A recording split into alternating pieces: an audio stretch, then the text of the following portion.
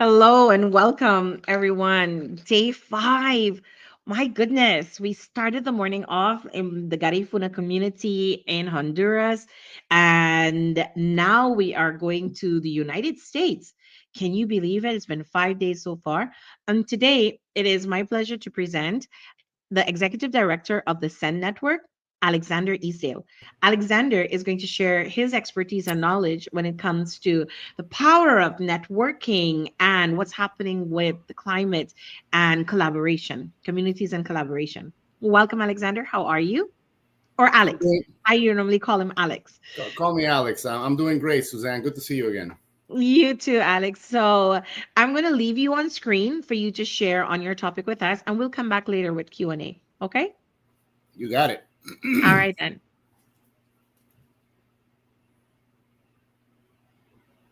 All right. Well, thank you, everybody, to everybody who's listening. My name is Alex or Alexander Easdale. I have a couple of functions. One is I'm the executive director of the Southeast Climate and Energy Network. For short, we'll just call it SCEN. And I'm also the CEO of a consulting firm named Forging Alliances, and that's been in place for over a decade now, since 2014. And I also teach at a university called Ana Geméndez, which is a university system out of Puerto Rico. And I teach in the South Florida campus in Miami. And I was once, years ago, I was the number 2 person, the associate director of that campus.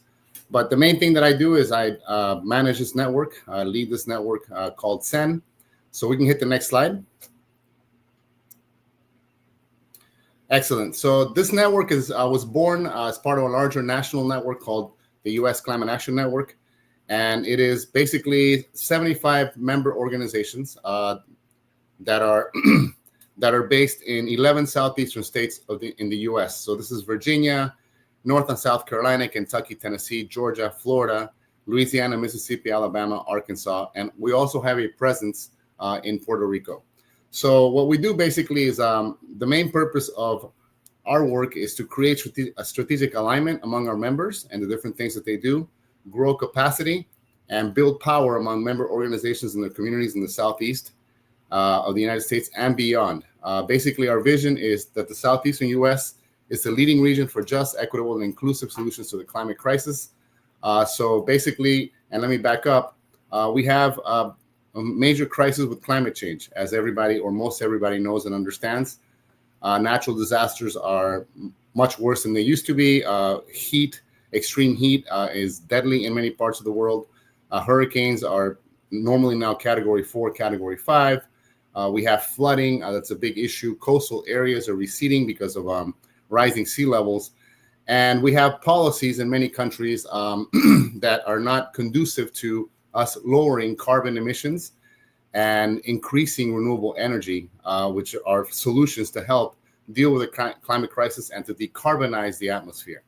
Anyway, so that our member organizations, they're big and small. We have, for example, Sierra Club, Environmental Defense Fund was a member, Southern Environmental Law Center. So big groups. Then we have groups that are mid-sized, like Appalachian Voices, which is based out of North Carolina. And then we have 60% of our members are actually grassroots organizations. To put it in context, these are organizations that have budgets of under $250,000 a year.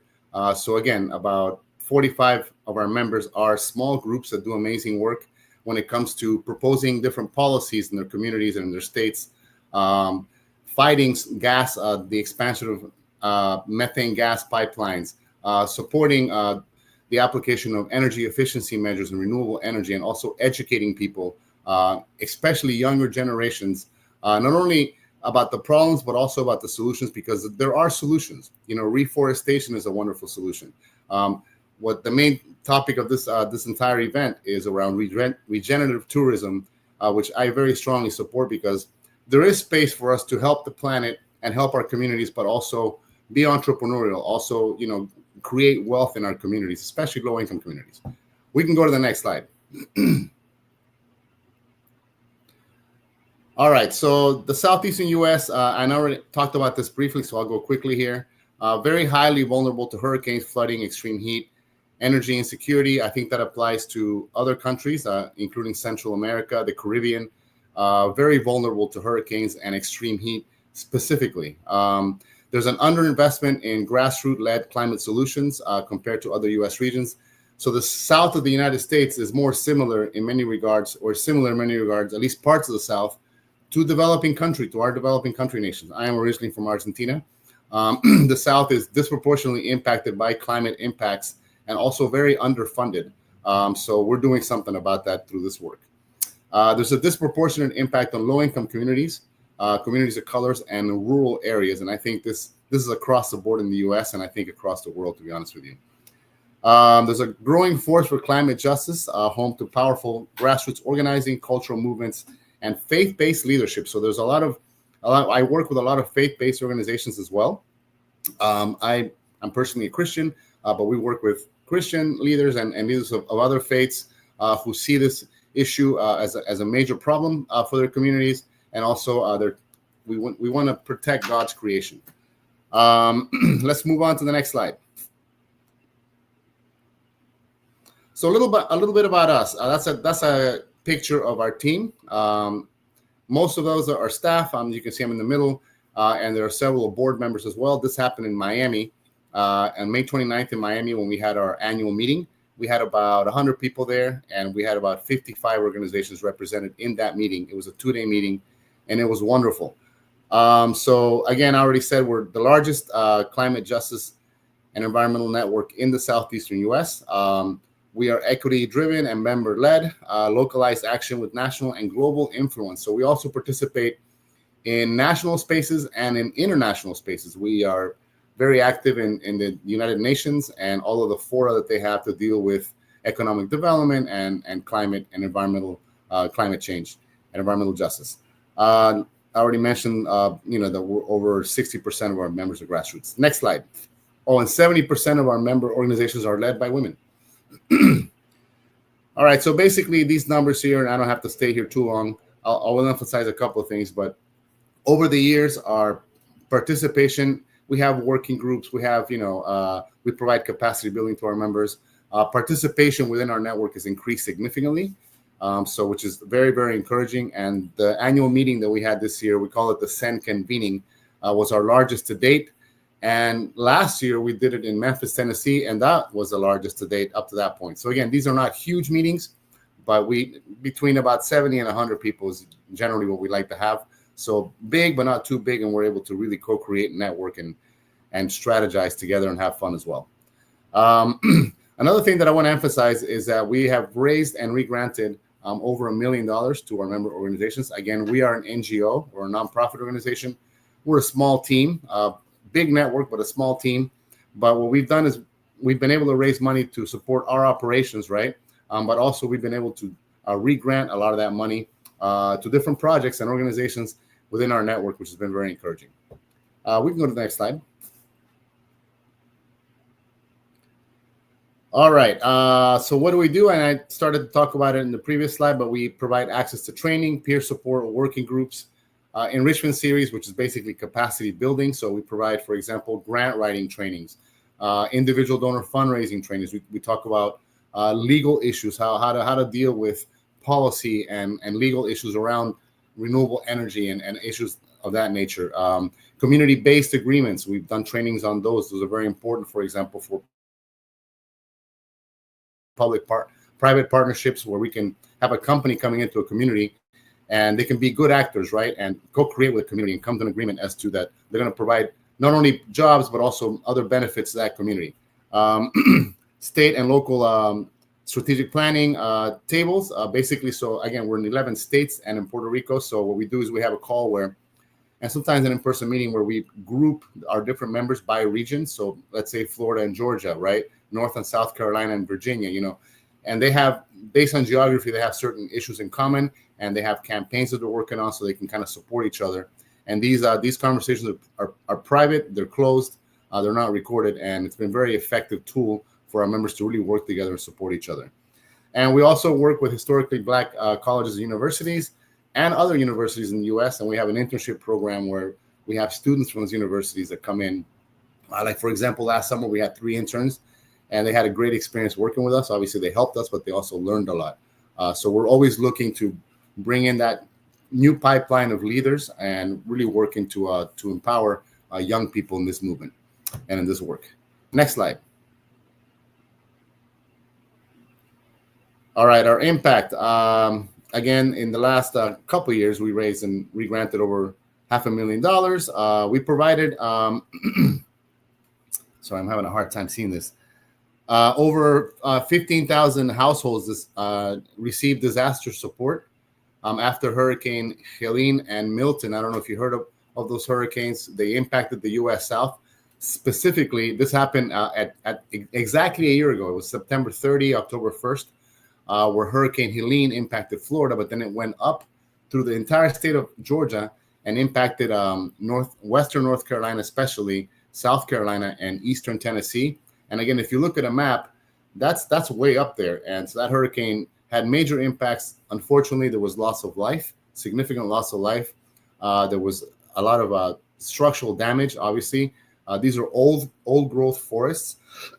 So unlike Florida and the Caribbean, the trees there are not built to withstand major hurricanes, right? So it was a very catastrophic event. And what we were able to do very quickly is we raised over $100,000 from individuals and also from some of our philanthropic partners. And we re-granted that money to groups on the ground within our network. So again, this talks about the power and the importance of networks. We were able to work with trusted organizations in those 5 states, but especially in North Carolina and especially in Florida, because Florida was impacted by Helene, but it was also impacted by Hurricane Milton, which came a few weeks later.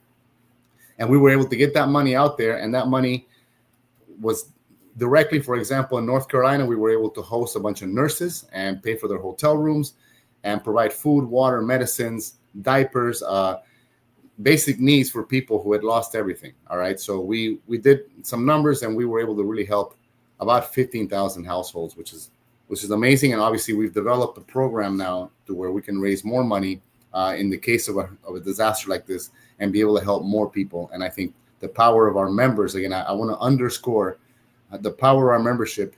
It's not me doing this, right? I was helping raise money, right? But I wasn't in North Carolina. That wasn't my role. They were there. They know the communities, right? They know who the leaders are. And we knew that we gave an organization $10,000, $15,000. We knew we could trust them. Okay, this is very, very significant. And we've built those relationships again.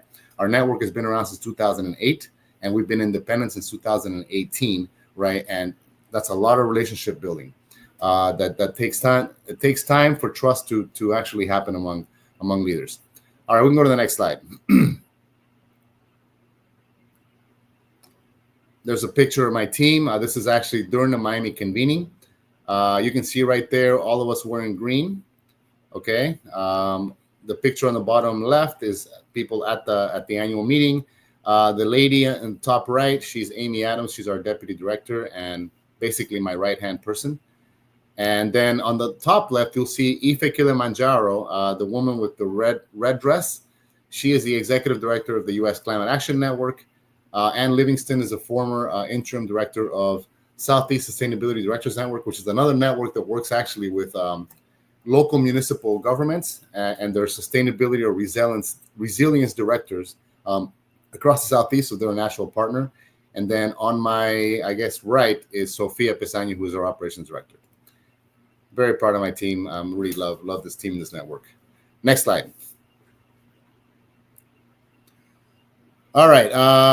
Looking at time here, we're good. Okay, so a couple of things to mention. We already talked about disaster relief. So I'll mention these other 3 that are very interesting. We had Film in the Field was an initiative that we implemented with a group called Exposure Labs. They've have many documentaries out. They're pretty big.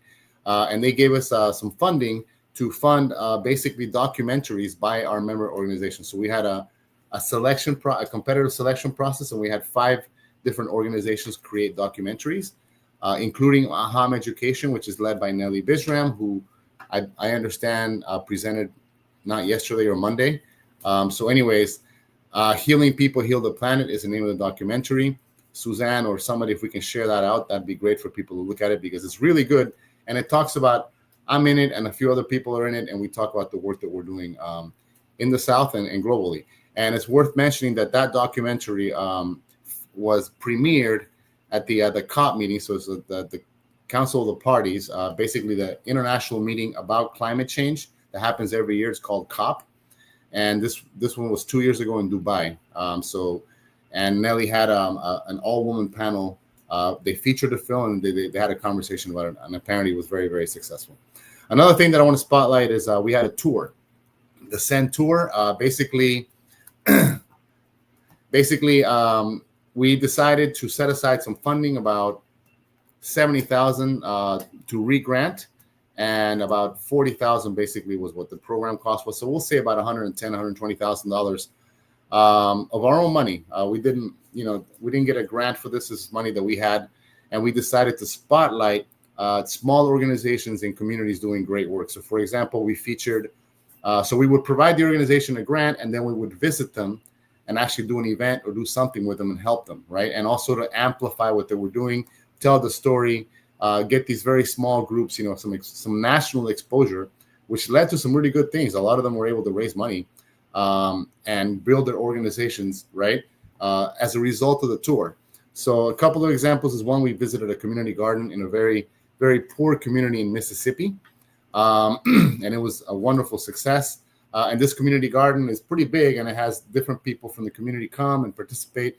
They do educational things around it as well, where they teach young people how to build it, how to garden, basically. And it also provides fresh food, organic food for the community. Another visit that we did is in St. Petersburg, Florida. Ironically enough, this was the year before Hurricane Milton struck. We worked with a group called Florida Food Policy Council, and we visited them. And this again is in a Black community, very poor in St. Petersburg, which is obviously right in the Gulf of Mexico. It's right there on the ocean, right? So it's very vulnerable to hurricanes. But in any case, so we had a community event where we had the Federal Emergency Management people were there. We had state people, local government people who deal with disasters, and we invited a bunch of community members to provide hurricane kits and also just to have conversations around issues of climate and climate vulnerability and disaster preparedness. We did that event there, and we did the same exact thing, only I didn't participate in that one. My team did in New Brunswick, Georgia as well. So those are just a few examples, but again, that was a really successful program, and we're trying to launch it again, hopefully next year in other areas in the South. And then finally, the Gulf South Mobilization Hub. This is basically, this is a grant-funded program where we provide grant writing assistance to organizations, and they don't have to be within our network. So, but they can be any organization that is dealing with climate, economic development, basically supporting their communities, right? We are providing this grant writing support for free. And we've helped over the last few months about 23 organizations submit applications to major funders. The NC Council of Churches, I love them too. So any case, and I love Susanna Tuttle, by the way, who is our board treasurer and a complete superstar who's been with SCEN since before my time. All right. So, and I miss you, Susanna. It's been a minute. So anyways, so we're looking to get, so that Gulf Mobilization Hub is actually only limited to 4 states, which is Arkansas, Louisiana, Mississippi, and Alabama. And we're seeking and looking for funding to expand it to the rest of the Southeast, because it is a wildly popular program, because not only are we helping organizations submit a grant proposal, but we're teaching them how to write the grant, right? So moving forward, they're not going to need us as much. So we're kind of giving them that push and that training that they need to kind of amplify what they're doing in terms of fundraising. All right, next slide. I know I'm running kind of a little short on time here. Hurricane response. Actually, thankfully, I already talked about that, but we did provide significant support. Thanks, and actually, not only to Amy Adams, our deputy director, but some of our board members, because our biggest cohort, and Susanna, for example, but our biggest cohort of members is actually in North Carolina. We have 15 member organizations there, but I already kind of talked about that. I do want to add and highlight something I didn't say before. We spent time, 60 plus staff hours, myself included, spent a lot of time doing this work. Obviously, that costs money too. But we learned a lot from it, and we look forward to, this is called climate adaptation, basically. You can mitigate it, with transition to renewable energy. But then, the planet is already hotter. This is already here. So we have to adapt as well. And also, climate finance is another piece that we need to work on, not only for the US, but especially in the developing world. Next slide.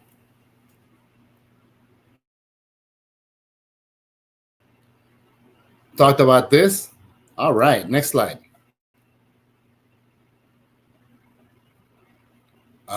Next slide, Suzanne.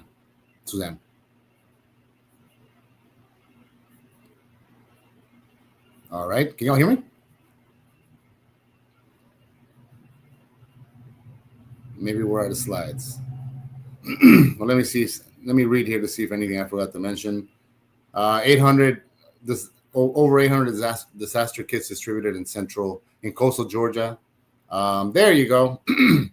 All right, here's a case study of something that actually I wasn't very much involved with, but a couple of our staff, especially one of them, was really involved with. So we have in Birmingham, Alabama, we have a very strong cohort of members.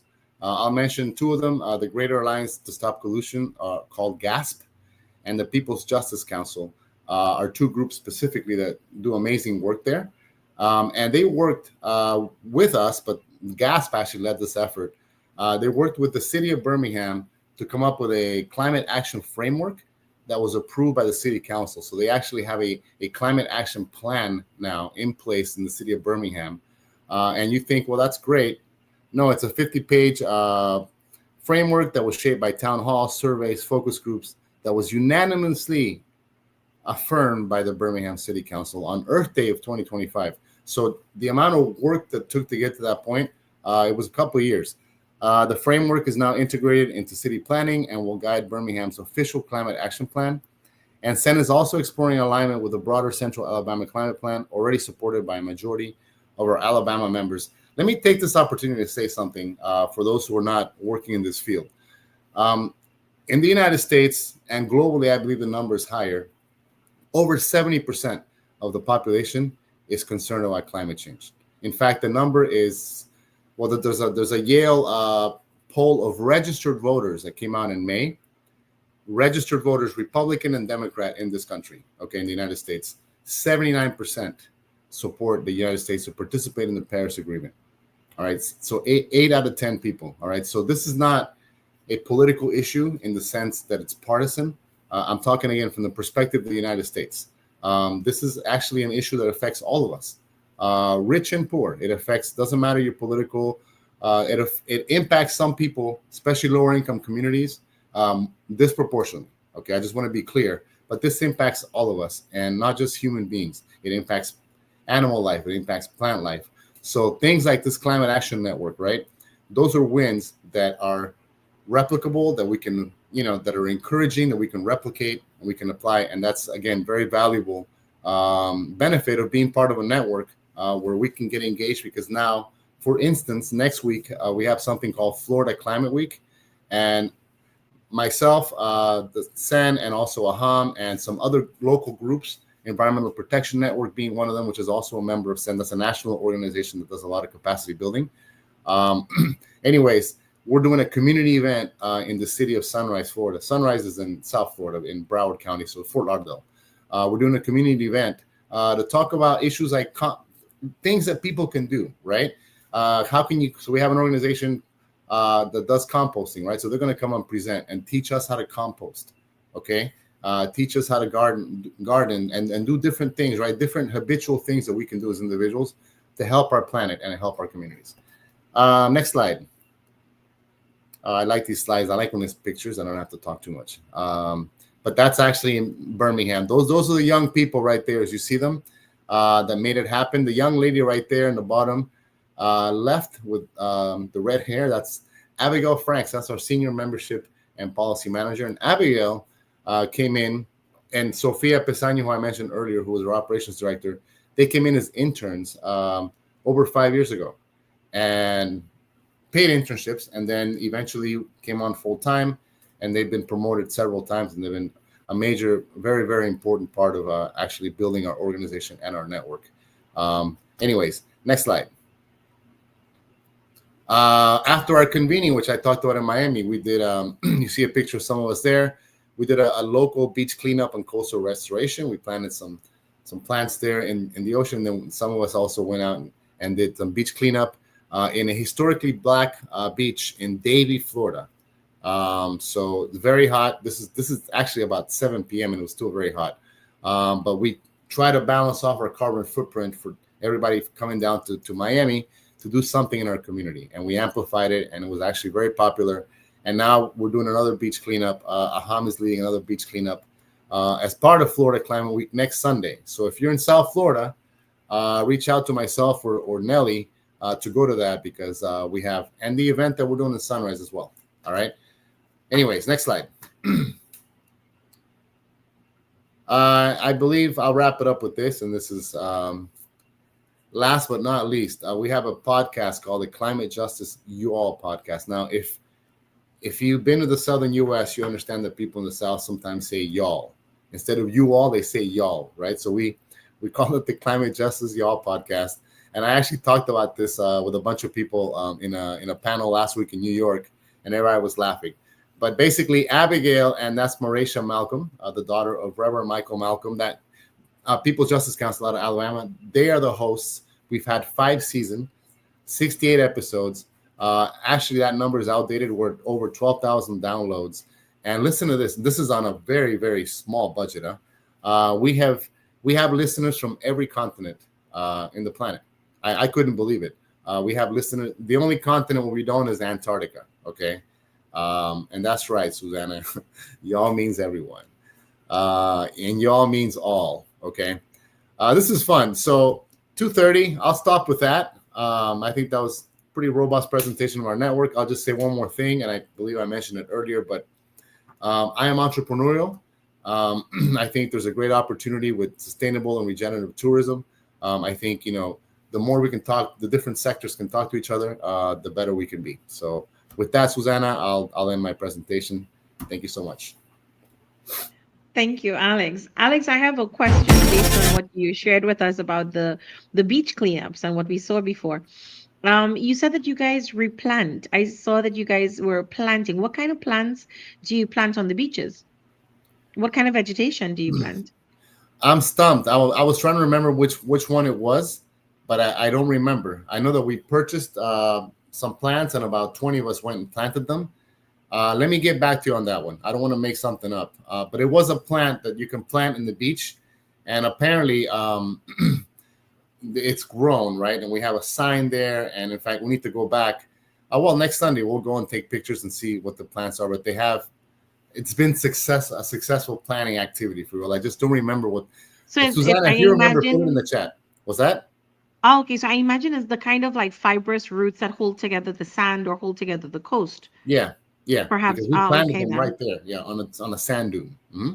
So there's a question on screen for us. It says, how is it that someone with a skill set to raise funds dedicates his time to these causes rather than just personal gain?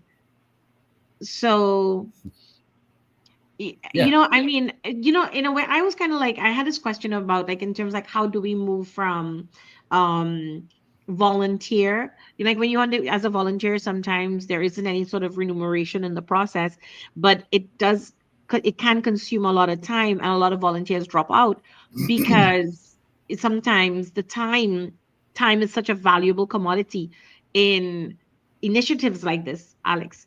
So with that question on the raising funds, and versus personal gain and the time elements, how do you juggle all of that, and how, to answer the question?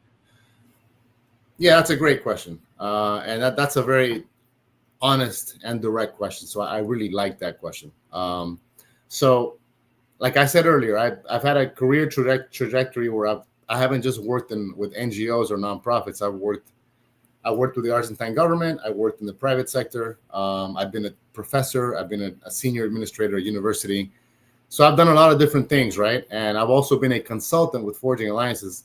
And there was a point in time there where I was making, well, more money than I am now, to be honest with you. Okay. That said, SCEN was actually USCAN was a client of mine, if you will, back in 2016. So I came in with a contract. I never in my wildest dream thought that at the time that 9 years later I would be sitting here talking about SCEN or this network. This network wasn't in that place then. You understand? And neither was I, and neither was some of the people like Susanna, others like I can name drop people that you don't know, but I mean, there's other people in on our board of directors and on our network that actually were here before me, right? So to answer your question, is I took on this contract. I'm not a climate scientist, you know. I'm not. I understand some of the issues, obviously, you know, and at the time I did to a point. But the more I learned about the issue of climate change, the more I also learned about what different groups are doing and how incredibly important this issue is, right? It gave me purpose. So that contract got extended. I fell in love with the groups that I was working with. I know how to raise money. It's not a one person doing it. We have a team, you know, and other people that contribute to that. But just to be clear, I'm not asking anybody to volunteer their time and work for me for free. Even when we first became independent in 2019, we had one grant. There wasn't enough money in the bank for the year to cover my salary, by the way. But we still were able to launch an internship program. And that internship program was paid internships. I do not believe in having people work and not get paid. And I do things. I'll take on a contract once in a while, you know, with my consulting firm when I teach. So we're doing okay financially. I'm sure I could make more money. And I'm open to making more money, but it has to be within something that I value, right? I'm not going to make money, you know, by, I don't know, investing in natural gas or fossil fuels. I'm sorry. I'm going to make money in doing something that's actually good for the planet. And I think, you know, the business opportunity here for folks that are probably listening, and even for myself, is, hey, listen, you know, I'm willing to pay a little more to a company that I know is being sustainable in their practices, right? The consumer these days, and of every age group, are, especially when it comes to tourism, I'll go somewhere and pay a little more, one, for quality, and even more importantly for sustainability and to understand that they're doing things right. You know, we went on a boat tour last year in the Caribbean, and I noticed how much plastic cups these guys were wasting. And like, you'd go and get a drink, right? And they wouldn't take your old cup; they'd give you a new cup. So I'm like, oh my goodness, like how much? And this plastic goes into a landfill or what have you, or just gets dumped in the ocean. That's not a best practice, you understand? So if a company Mm-hmm. says bring your own bottle, just little simple things like that, then I'm like, okay, I want to go ahead and do that. So hopefully I've answered that question. But just to sum it up, this gives me purpose, and I believe that, you know, we thrive when we have purpose, and it's not just about I money. think purpose answers the, the transition between raising funds, the ability to raise funds, and then personal gain. I think purpose, that sensation that we are contributing or feeling fulfilled with our work, I think there is a point in our life where we get to where money no longer becomes the be all and end all of it all. It's like, what are the footprints that we're leaving behind? What are we leaving for future generations? And Alex, to touch a little bit on your experience as a fundraiser. So like two things that you have done, the power of networking in that, um, we talked a little bit about this, I think, like on the podcast, but maybe you can share to those who are watching us live. When it comes to working with multiple groups, I'm quite sure you work with multiple personalities. Like, what would be like your top 3 or 5 tips for dealing with very diverse groups in terms of as a leader or someone who wants to work with um, diverse groups? Because even in the United Nations, everything is pointing towards collaboration, you know the civil society bringing in different groups, different, everyone has a different mission, they have a different purpose, some are similar, some are similarly aligned, but in the bigger picture, you're dealing with people, and people, you tend to have your agenda of what you're passionate about. How What would be your tips of dealing with this most of your life in your career, for dealing with challenging personalities or diverse personalities or personalities that are so different to yours, but you still need to collaborate in order to move forward? I can give you more than three if you want. Sure. Um, I was but gonna say like if I you give think us five. three is limiting. In no particular order, but I'm gonna say first, don't assume. Don't assume when somebody looks a certain way, or don't stereotype people because you don't know. Every individual is an individual, irrespective of their race, their ethnicity, and all those things need to be championed. But don't assume somebody is gonna think or believe things based on how they look. That's number one. Excellent. Number two, I would say meet people where they are. All right. Um, don't assume. Meet them where they are, and to do that, you have 2 ears and one mouth, right? So when I Hmm. started doing consulting, I used to go to these meetings, try to close a client. I would talk a lot, and I would talk great pitch, everything, or at least I thought it was, and then no contract, right? And this happened over and over again. And I'm like, oh my god, this isn't working. So then I read some personal development stuff, and it's like you have 2 ears and one mouth. So I started talking less and asking open questions and let people talk. And people like to talk about themselves. So ask them a question, an open question, right? And let them tell you. And then when it came to the client, they would basically tell me what they needed, and then that allowed me to kind of tailor, what I could offer them. And I was honest about it. I never offered them stuff that they could get for free or cheap somewhere else. So I would tell them that too to begin to build trust, right? So I think those are three things. Another thing is lead by example. So don't say certain things, and then go out and do something else, right? Yeah. That's hypocritical, and we all do that sometimes, But I would say, walk your talk, if you will. All right, and people are going to see that. And if you're full of nonsense, people are going to figure out you're full of nonsense. All right, eventually they're going to figure out. Yeah. And the final thing I'll say is sometimes it's better to stay quiet. If you don't completely understand what it is you're talking about, don't pretend you understand what it is you're talking about. Yeah. You understand? So that relates to the last point as well. But I mean, I there's think more. even But I think even the Bible says that even a foolish person can come across as wise if they are quiet in a meeting. So I get that. one more thing, Suzanne. Have a sense of humor. All right. When you talk about Yeah. complicated personalities, or you're talking about Yeah. differing, when you go into a negotiation, I like to go in, you know, what do we have in common, right? So as you get to know somebody, do you like sports? Do they like to travel? You like cooking? What food do you like? I mean, these are topics that are for a lot of the arts, right? What are you reading right now? Those are things that Yeah. a lot of us can relate to, and bring out the human being first, before we bring out, are you liberal, conservative, are you this or that?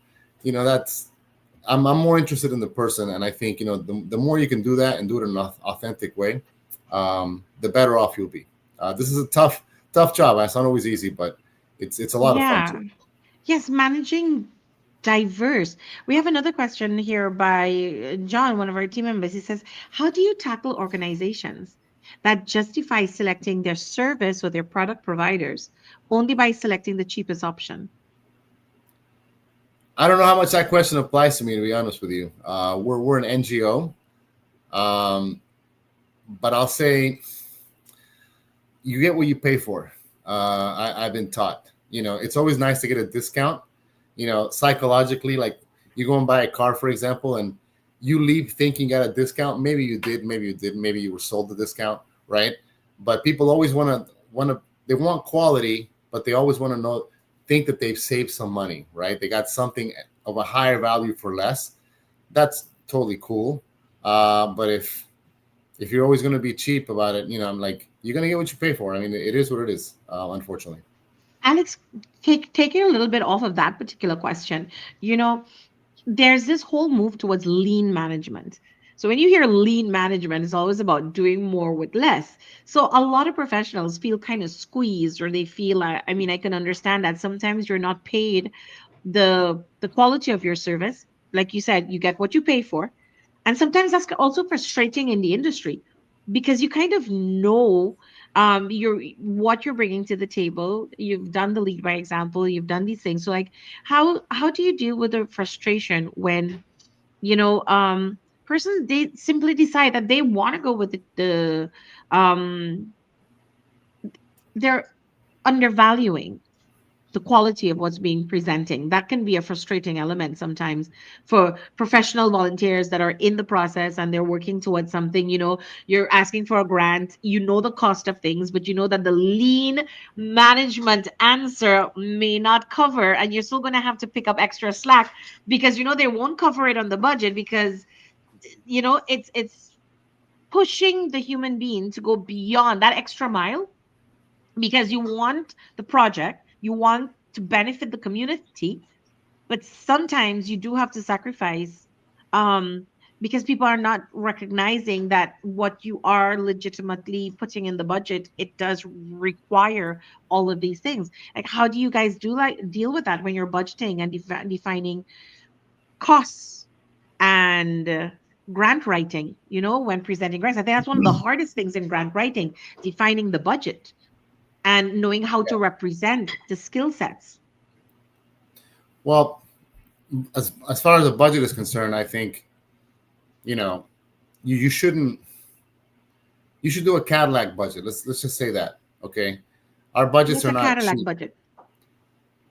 Like top shelf. Like we're not gonna under budget. You never want to under budget. You want to over budget and then stay within the budget and maybe save, right? But I think where you're talking about lean management and these concepts about asking people to do two jobs, I Yeah. personally don't believe in that. I think it's very very, and we have a small team and we punch above our weight. We had a funder briefing a couple of weeks ago, and we had a bunch of potential donors. Took a lot to organize that. It was done online virtually, which is kind of nerve wracking to be honest with you, because it's easier if you're in front of people, right? But we did a great job, and I think we had a few of our current funders kind of validate us and talk about us. And when I mentioned our budget number, she was in disbelief. She's like, "How the heck?" And she's one of our funders. She's like, "How the heck are you doing what you're doing with that budget?" You know, and the answer would be, well, I want to double the budget. To be honest with you, I'm working on making it, increasing it. Right? We need to Yeah. hire new people to do Yeah. specific things because some of us are doing too much. That said, if you hire the right people for see this more than a job, then that's awesome. But you also, as a leader, have to provide them with that validation, right? And it ain't, Correct. hey, Yes. great job. No, it's about, okay, we provide great benefits. Okay, we provide vacation time. The last 2 weeks of the year, we're just off. It doesn't even count against our vacation. We have staff retreats. We have other benefits for our team, right? We got a grant just to provide them with a stipend, you know, for their health care, for their wellness stipends, right? So we gave them some money. I'm not going to say how much, but it was a pretty good amount of money that was outside of what they get paid, and they could do whatever they want. I, for example, I like to go to the gym, so I got a personal training session, um, you know, and that personal trainer is making me better, right? And it encourages me to go to the gym, and it's a positive thing, right? Somebody went to the spa, you understand? Somebody's taking a mindful course, another one is doing therapy, right? Well, whatever it is, but I mean, you have to make sure that you're dealing with human beings first and foremost, and you want to take an interest in them. Definitely. You want to take an interest in their family, and then sometimes it doesn't work and doesn't work, but usually if you get good people, they'll stick around with you. Well, thank you for saying that, Alex. Actually, for the last, I would say the last 2 years or so, I've been seeing a shift in companies creating like there's a little room and they'll have they'll put something and they'll say there's it's a wellness room. They're adding wellness rooms. I'm not sure if it's because it's fashionable or because the company actually has a policy on the wellness of its employees that it actually recognizes if somebody needs to step away and go to that space. So they have this lovely decorated room and they'll have items in it, but how far is leadership, top leadership when it comes to the bottom line, especially like, for example, I don't know if you have experience in the manufacturing industry, but in the country that I'm at in Honduras, I have seen the stress. I have literally seen people rejuvenate after they exit the manufacturing workspace. The Yeah. manufacturing workspace is high pressure. Bottom line. I mean, you save costs as much as you can. So I've seen the entrance of wellness, and then listening to you describe, we are making it a priority wellness for the volunteers and the members of our staff and the people that are here. We're considering the human element in it, the restoration of humanity within the business decisions that we're making. I don't even know in what moment the human element exited from that whole motor of gain. Yeah. But listening to you talk about it, I mean, are you seeing a trend towards more companies making it a true path towards being concerned about the wellness of their employees and like actually honoring this particular policy? And is it making its way into leadership circles? I'm going to speak anecdotally here because I don't have data in front of me. Okay. But I will say, I don't know if it's a trend, but I've seen examples of companies doing that. I don't see Okay. the private sector as the enemy. I don't see, I think that we're all human beings, right? But I think smart companies, and I'm seeing some, I've met some amazing leaders. I've had, even coming up in my career, I've had great managers and lousy managers, to be honest with you. All right. And I learned from both. And I learned from the Yeah. lousy managers more because I figured out how I felt, how other staff felt. I'm like, so I don't think I'm going to do that if and when I get into a position of leadership.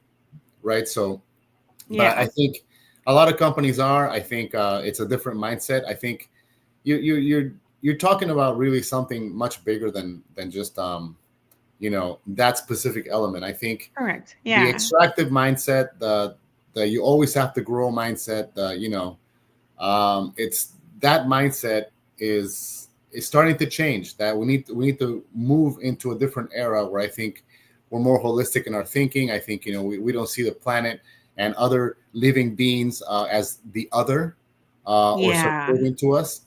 For instance, I absolutely love animals, and obviously dogs and cats are my favorite. Horses, right?